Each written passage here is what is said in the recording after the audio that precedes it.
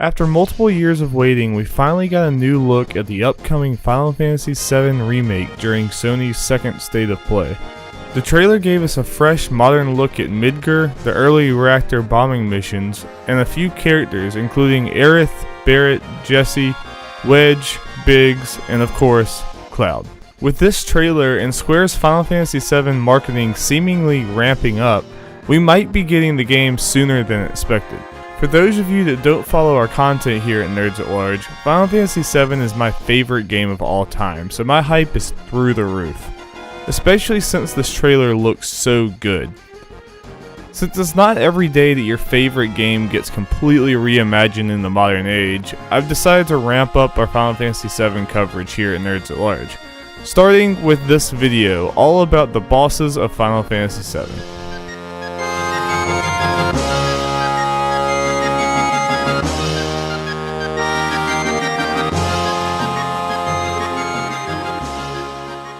Sure, in comparison to some other bosses in Final Fantasy VII, the Midgar Zalem might not be quite as creative.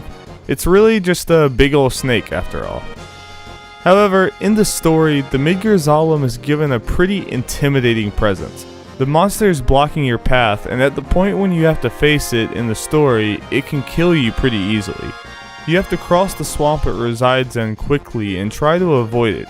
If it catches you, you come face to face with this giant serpent with a rattling tail and massive fangs that completely dwarfs your party. While it was intimidating enough as a kid, the Midgar Zalem is really just represented by a thin gray line on the world map. In the remake, we expect to see the Zalem in its full scale with great detail, weaving in and out of the marsh as it slithers your way.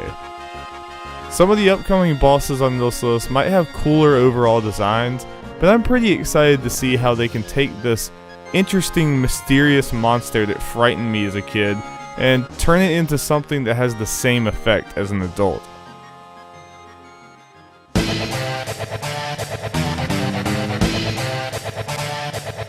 High atop Gaia's cliff, fairly late in the game, we come across Schizo, a giant two-headed dragon that descends upon the party out of nowhere. Schizo's left and right head use fire and ice respectively, and they have some neat visual differences and must be taken out and handled separately. The design and gameplay implications of this boss lurking in the frozen caves is really cool, but I think the remake could take it even further. Imagining a dragon 4 times your size that's breathing fire and ice from 2 heads and super realistic graphics sounds really great. Also, in the original game, you have to take out both heads separately, and once one head goes, it launches one last desperate attack before hanging limply off the rest of its body. In the more actiony combat of the remake, the thought of Schizo charging around with a dead head dangling from its body is at the same time funny, terrifying, and just pretty darn cool.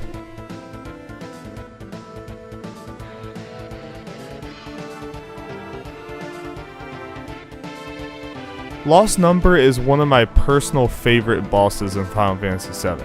Much of this is probably because of the build-up to fighting him inside the creepy Shinra mansion, and also because beating him is your last barrier to recruiting Vincent, who is also one of my favorite characters. That being said, Lost Number has a really cool design. Similar to Schizo, Lost Number is split between 2 forms. This time, it's a physical form and a magical form. What's cool is that once you bring it below 50% health, it will change fully into the physical form or the magic form based off of the last attack you use to bring it under 50%. This makes for some interesting strategy as well as a cool visual as the monster transforms. Lost Number was a boss that gave me a really hard time as a kid, but you knew you had to get through it to get Vincent.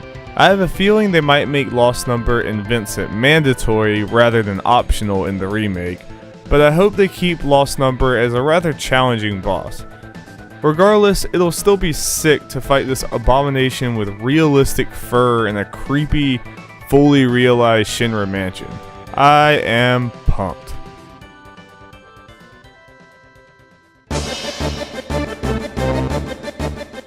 The boss tower in Wutai was one of the most challenging parts of the game when I was a kid, but also one of the best. It's a series of optional boss battles that Yuffie has to face by herself with a variety of weird moves and complex strategies necessary to survive.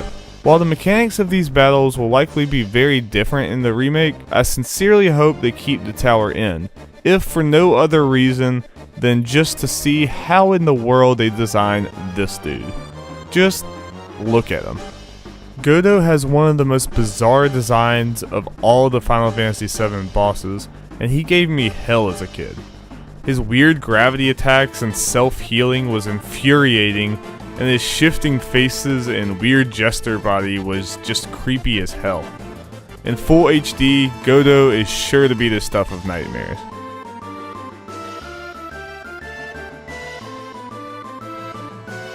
Of course, I'm excited to see all of the weapons, but I'm particularly excited for the encounter with Ultimate Weapon. If fighting a giant flying kaiju monster from an airship looked cool in 1997 with Cloud looking like a Lego figure, can you imagine how awesome that's going to be in modern graphics? Chasing down Ultimate Weapon on the Highwind from location to location and seeing the full scope could be an awesome experience. This is assuming that Final Fantasy VII Remake has an open world to fly in. It's very possible that the remake will have a much more linear take on the original game, which would be kind of a bummer. I might be getting too hyped, but all we have to go on right now is speculation and potential, and Ultimate Weapon has the potential to be a huge high point for the remake.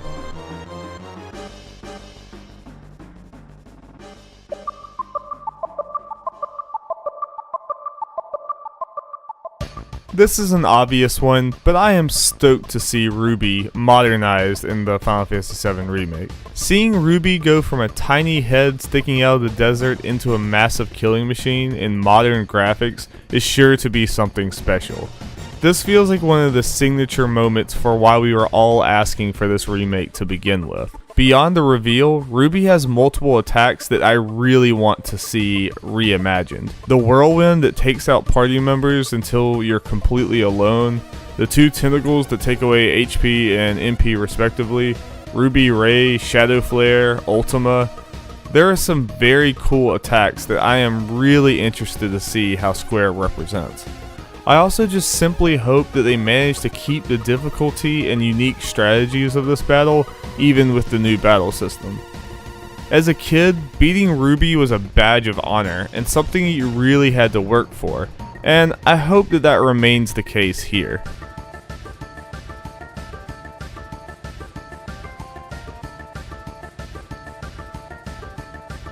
Demon's Gate is one of the most visually unique bosses in the entire game, and also one of the most difficult at the time it appears. In the Temple of the Ancients, you see this ugly thing sprout from the wall and start attacking you. It can make rocks and giant icicles fall from the ceiling, and for its Demon Rush move, it closes its wall body onto your party, dealing a ton of damage. This is definitely one of those fights that could be really amped up in the remake. The threat of this monster that can bring a wall forward and crush your party would be terrifying, not to mention its sharp teeth and giant claws. I'm super into it, and I really want to see how the remake manages to make this monster even more terrifying than it already is.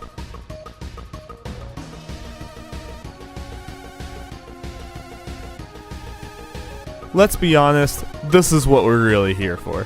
Final Fantasy VII might have some awesome, gigantic, creepy monsters that we really want to see in HG, but it's the Palmer fight in Rocket Town that we truly deserve to have in our lives.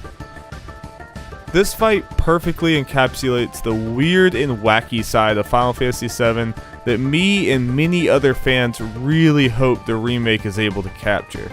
Palmer is an old, balding man who dances around with a gun, periodically using his turn to smack his ass instead of attacking, and the game decided to make him a boss fight. The fight is entirely a joke, and it's great. It literally ends with him getting hit by a truck. 10 out of 10. By the time that we get to this point in the remake, we'll probably know whether or not Square is embracing their wacky side, or keeping everything super serious. And I really hope it's the former. It might seem like a joke, but the Palmer fight is actually one of the things I'm looking forward to the most in this remake.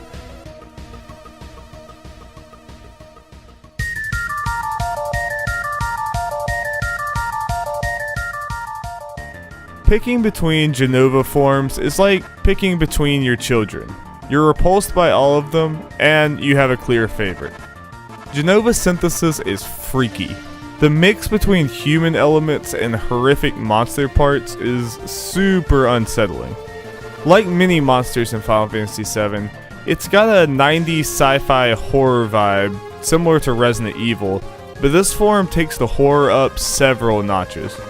Genova synthesis is definitely a monster whose design is supposed to shock you, and with the visuals we've seen so far for the remake, this could be even more shocking this time around. I can already see a whole new generation of kids that will see this in their nightmares just like I did. And I'm ready for it. While I'm excited to see all the forms of Genova, this is the one that's definitely the top of my list.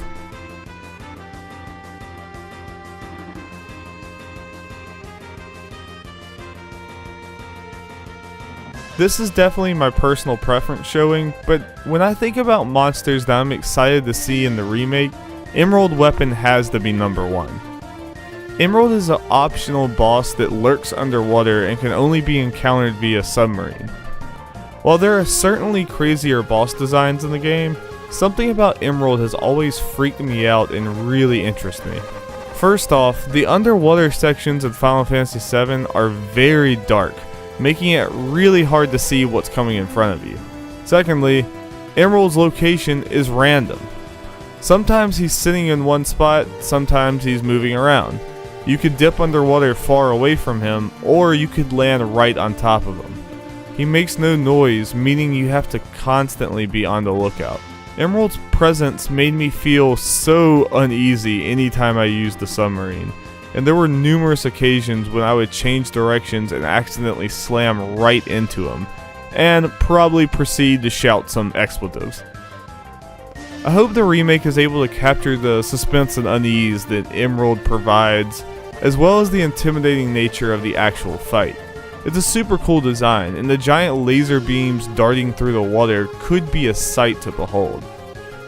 However, it does bring up some interesting questions. Is the party going to be inexplicably fighting on the ocean floor outside of the submarine? That seems unlikely. My best guess is that the fight will actually take place from inside the submarine this time, but that also means that the nature of the fight would be pretty different from the original. And that's not necessarily a bad thing.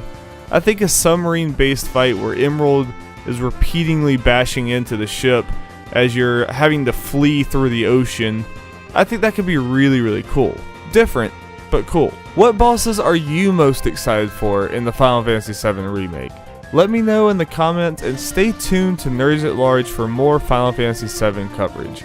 Until next time, bye.